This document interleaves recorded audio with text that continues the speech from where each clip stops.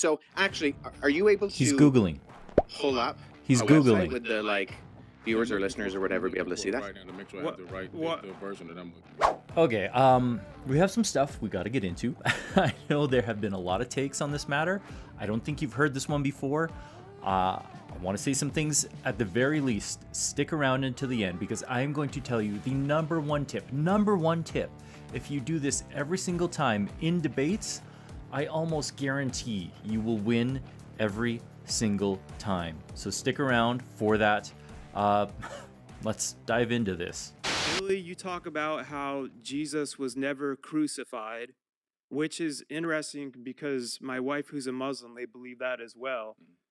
Their beliefs, from what I understand from her, are they don't think that Jesus, as they believe is a prophet, God would have him killed. But I don't think they have any historical evidence, as far as I know, as to what or how or why they believe that. I'm curious for you guys both, and if you want to, I guess, go first, Billy, as to how you came about, like the findings where it seems that Jesus was not crucified, or that's not accurate. Sure. And in my videos, and if you listen to the podcast, the statement is according to the Sinai Bible. Okay, according to the Sinai Bible, Jesus wasn't crucified in that Bible. That Bible predates the King James version of the Bible, and the text there actually is about 12 to 14,000 differences between the Sinai Bible and the King James version of the Bible, which came much later. Do you mind if I ask a clarifying question? Sure. When you say the Sinai Bible, what are you referring to specifically? It's the biblical text that was written. It made it into you can actually look it up on Amazon. It's a Bible called, I have a version at home. It's called the Sinai Bible, right, from Mount Sinai. I'm assuming that's the mountain that they're referencing there. But they put together their own version of the biblical text prior to the King James version being put out. Sure. So when you refer to the Sinai Bible, would you be referring to Codex Sinaiticus? Like the codex that comes... Okay. That's why I was trying to get some clarification, because so you can actually go and see Codex Sinaiticus is at the British Library. So you can go and see it. It's on display. And the British Library has actually digitized the entire manuscript.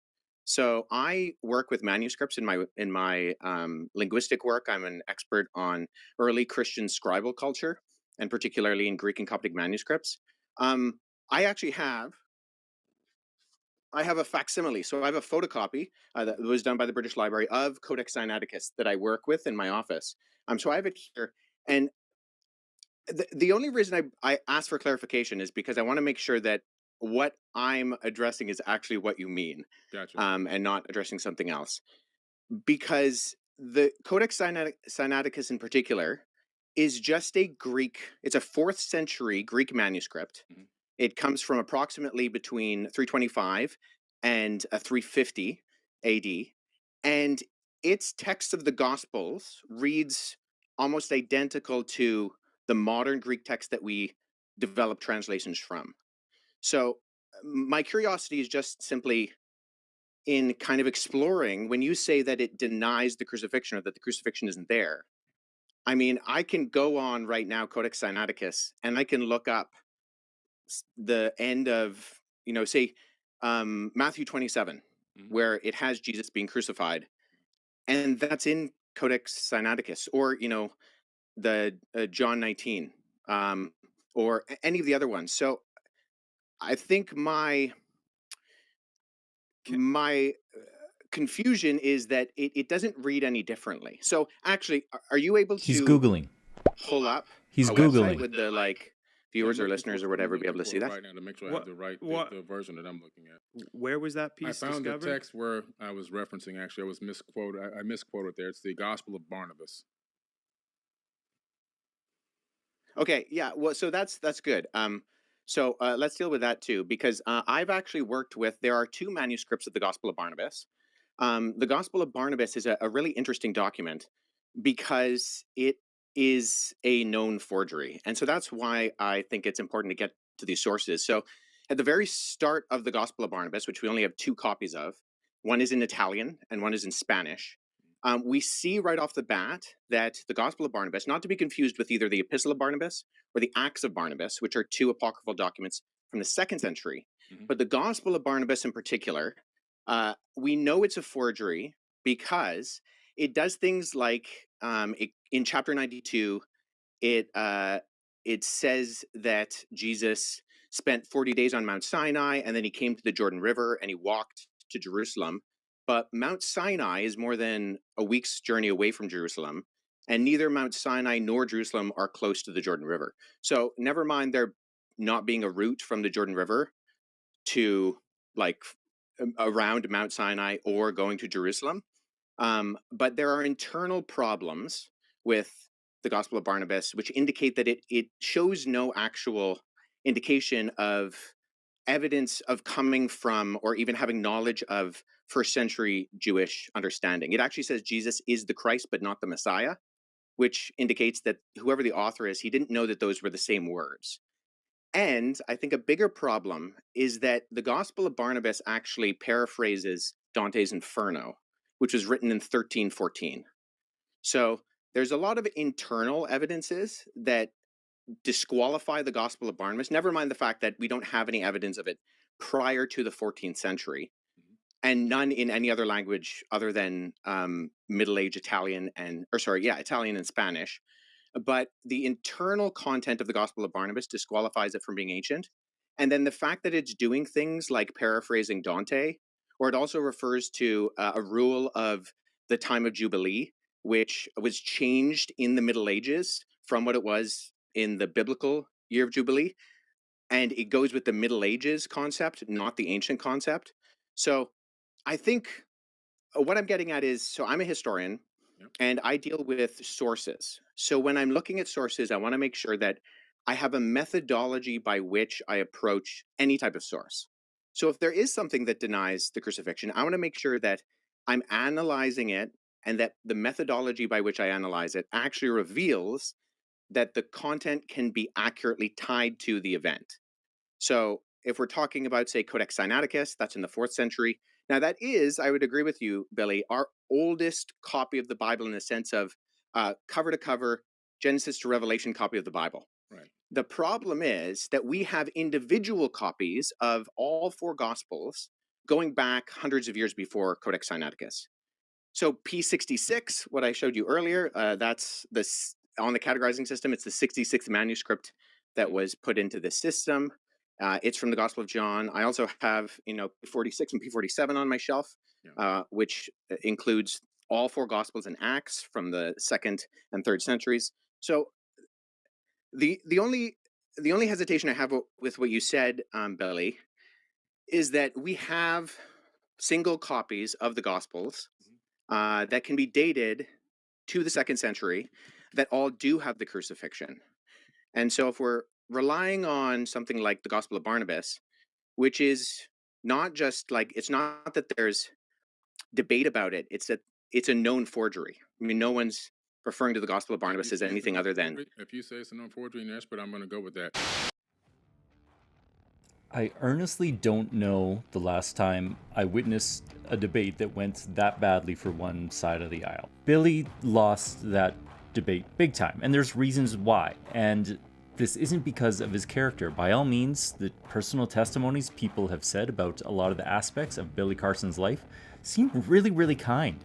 I mean, it's verifiable that this guy has done a lot for the homeless community as well as several others. So we're not demeaning his character here, just some of the things that he says.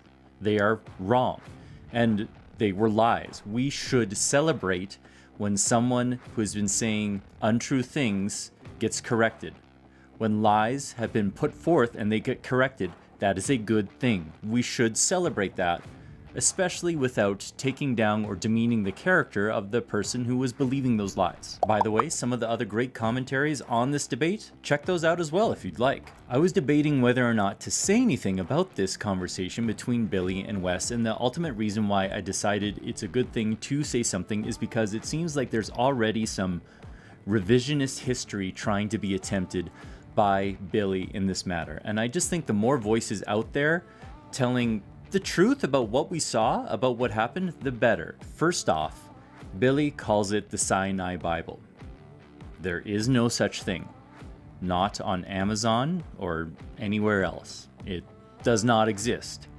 It is called the Codex Sinaiticus. Not a great start when you're a self-proclaimed expert and you reference a document that you say proves your point, but you call the document by the wrong name. Secondly, if you're a self-proclaimed expert, but you're pulling out your phone to try and answer some rebuttals to the things you're saying, how much of an expert are you really? Let's focus on that for a second. First, let's give Billy the benefit of the doubt. It's quite possible that he was looking at some reference notes he made on his phone. That could be the case. I have notes on my phone. You probably have notes on your phone. Sometimes we look at it to reference things that we can't quite remember exactly in the moment. But I think the more likely situation is that Billy was actually Googling the answer to this. Just walk yourself through this scenario for a second. You are a self-proclaimed expert on these kinds of texts, okay? You've said it multiple times in the public arena. Listen, man. I said, you happen to stumble into one of the world's foremost experts on biblical texts, the Torah, the ancient tablets in the world. That's who you're talking to right now. You go on to say that a certain ancient text supports your idea that Christ was never crucified, but you call that text by the wrong name, and you claim that this text does not reference the crucifixion of Jesus. Then, in real time, somebody fact checks you, says, I actually have the document in question right here that you are trying to reference, and the thing that you say isn't included is included right here. Exactly right here. It is there. You are wrong. Then the self-proclaimed expert pulls out their phone to Google the answer. Imagine a brain surgeon operating on someone getting stuck at a crossroads going, oh, I know I've said I can do this and I'm an expert, but I'm not really sure what to do. So let me just pull up my phone and Google the answer. Are they actually an expert? Can you actually trust anything that they are saying on any of these topics? In my mind, this makes it so that Billy has absolutely zero credibility in anything else he's ever said. Just imagine for a second Billy had taken a little bit more humble approach, saying, I'm not an expert in these matters, but you know, in the Gospel of Barnabas, it does say that Jesus, or it doesn't reference, pardon me, that Jesus was crucified. There's also maybe some evidence out there, some texts that say Jesus was married, and this would lend credibility to the idea he wasn't crucified. If he had approached it in a humble matter like that, I think this whole thing wouldn't have become the issue that it is. But time and time again, Billy has said that he is an expert. He knows these things inside and out, but he has to Google the answer when he's just slightly rebutted by an actual expert? Just for clarification's sake, one more time, it's possible he was referencing his own notes on his phone that he made when researching the topic. That's possible. I highly doubt that's likely, and I very much doubt that that's what happened there. Obviously, things only get worse because when he brings up the Gospel of Barnabas, Wes Huff, the actual expert in the room, talks about how that document is a known forgery and no one trusts it. We need to celebrate and be happy about the fact when lies are shown to be lies, when untruths are brought into the light and it's shown for what they really are. But we always need to remember to do that in grace and love. Some of the things being said in the comments section of Billy's YouTube channel are really cruel and they shouldn't be said. If you want my opinion, I really think Billy needs to man up and just say, you know what? I need to apologize. I got this wrong. How much better do you think this scenario would be going for him if he had actually done that? We all make mistakes. We all get things wrong in life. The best of us try to admit it as soon as we can and then course correct. But it just seems to me like Billy is struggling with a ton of pride right now, and that can be a really, really dangerous thing, especially for powerful men, which it seems like he is. I really hope things start to go better for Billy. I really do. If you're a Christian, join me in praying for him, because this is just a horrible situation. I wouldn't want to be in his shoes right now. And even though I think there are ways out of it, ways he could man up and address this situation and make it better for him, it's still a horrible situation to be in. I've had my fair share of debates and I really enjoy them. They help me realize what I fully think because I'm challenged on my beliefs, and they help me understand what someone else really thinks. And I usually get to know them better and appreciate them more, even if I disagree. There are tons of great tips out there. They all have merit. It helps to ask clarification questions. You need to be quick on your feet to show the logical ramifications of what the other person is suggesting. You need to be able to not take the bait when it's thrown out there. All of these things are important.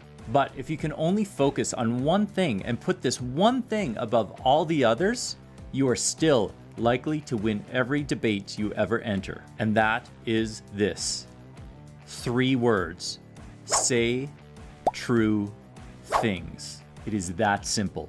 Billy was saying untrue things. Wes was saying true things. If you're saying true things while your opponent is saying untrue things, you will simply win the debate. It is that easy.